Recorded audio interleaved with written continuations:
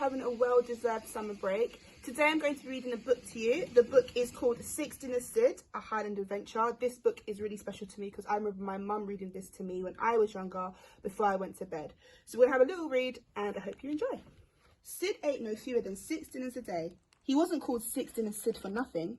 He lived with 6 sets of owners in 6 houses. Numbers 1, 2, 3, 4, 5 and 6, Pythagoras Place.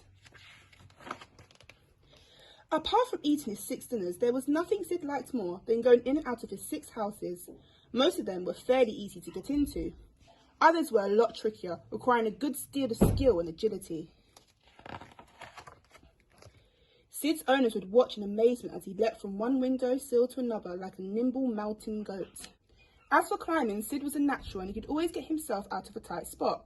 He could always get himself into one too, as we are about to find out.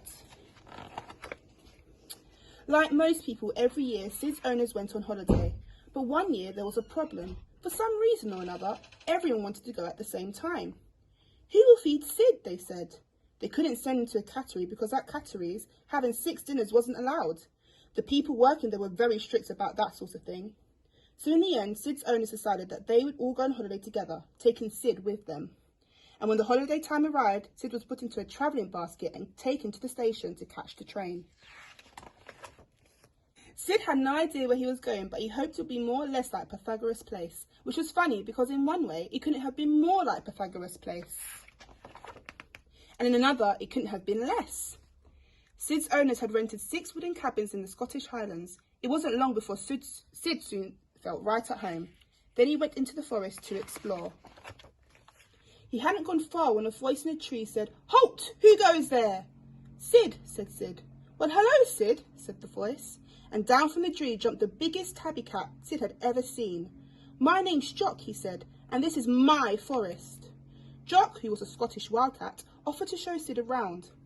As they went along, Sid told Jock about his 6 dinners. 6 dinners a day, eh?" said Jock. My. Jock said in the forest you could have as many dinners a day as you like. "Of course," he added, "you have to catch them first," and he took Sid to the Highland stream.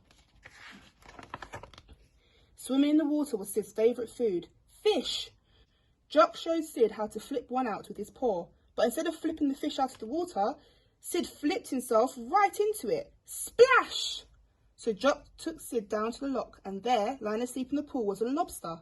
"You'll catch that right enough," said Jock, but all Sid caught was a big nip. "Yow!" howled Sid.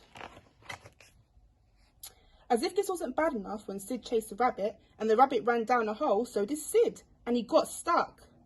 How those rabbits laughed at Sid. "Oh well," said Jock, digging him out. "I suppose you are only a city cat." On top of a crag there was an eagle's nest. Jock said his favourite food was eagle's eggs. At least he thought they were. Actually, he had never dared to climb up to try one. Sid couldn't think why. The nest looked no harder to get to than the skylight in the roof of number 2 Pythagoras Place. So Sid decided to show Jock what city cats were really made of. "Come on, Jock," he said, and he led the way up the steep crag. They were almost at the top when, oh dear, the owner of the nest spotted them. The indignant mother eagle swooped down to defend her eggs. Sid managed to hide, but Jock was not so lucky. "Help!" he cried as the eagle grabbed him. Sid took a swipe at the eagle. Then, did he slip or did he jump? Sid never knew. But somehow he found himself on the eagle's back. The eagle dropped Jock, and with Sid on a board, she flew into the sky. She twisted and turned and looped the loop, trying to fling Sid off. Sid was in an extremely tight spot, but he had been in the tight spots before, and he had managed to keep a cool head.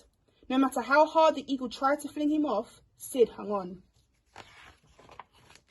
He waited until just the right moment. Then, when the eagle was closest to the ground, he jumped. Sid knew exactly how to land, so he was not hurt. "Phew," said Jock. "That was a near thing. Well done, Sid. You city cats are not so bad after all." Jock saw Sid back to the cabins. "Goodbye, Sid," he said. "Enjoy your 6 dinners." But with all that fishing and hunting and climbing and flying around in the fresh Highland air, Sid had worked up quite an appetite. He wasn't sure if 6 dinners was going to be enough tonight. It was just possible he would have to find himself a 7th. Now there was a likely looking camper fan. Well guys, I hope you enjoyed 6 Dinners Sid as much as I enjoyed reading it to you, and I hope you all have a really, really good summer. See you in September. Bye.